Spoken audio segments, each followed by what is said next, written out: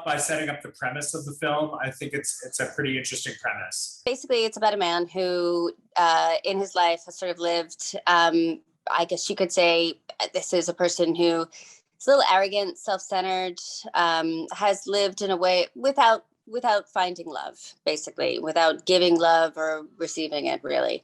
And he dies. And upon dying, he finds out from my character, who's sort of like a gatekeeper, if you will, a bureaucrat, really, a death bureaucrat, that in order to move on, he has to find his soulmate. And people who have not found their soulmate do not get to move on. They remain ghosts in sort of a limbo situation for I think it's eternity. I don't remember the exact rules, but so, and the idea being that if you haven't found your soulmate on Earth, it's probably because they were already dead, and you will find them amongst the ghosts, also looking for their soulmates here, remaining on Earth, haunting Earth.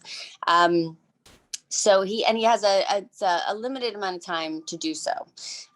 So he begins the search, and through searching for a soulmate, he discovers what love actually is. So I know you must get offered lots of different films. What was it about this film that really spoke to you that made you want to do it? Well, I like that this movie was really an exploration of an idea, a concept, a question.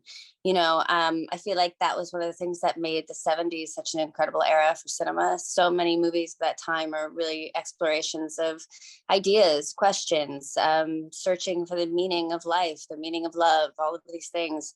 And this movie really felt like that to me. Somebody trying to make sense of something through art.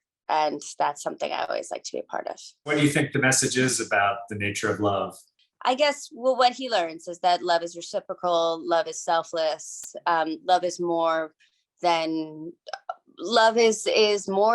our earthly sort of fascinations and obsessions and distractions. And what do you think it says about the nature of death? Because it's also about death in a way.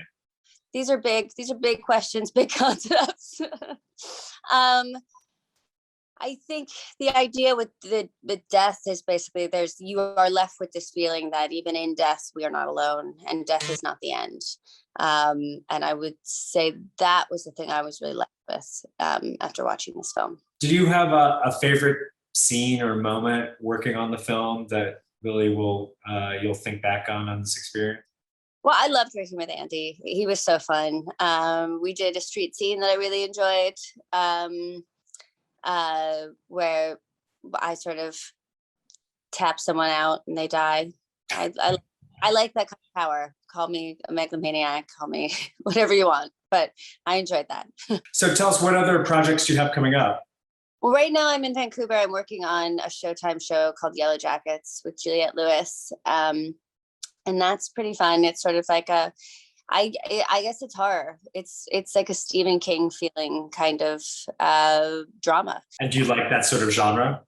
I do. I love Stephen King. I'm a huge fan. So, and it's the kind of stuff that I watch when I watch TV. So it's fun to be a part of, for sure.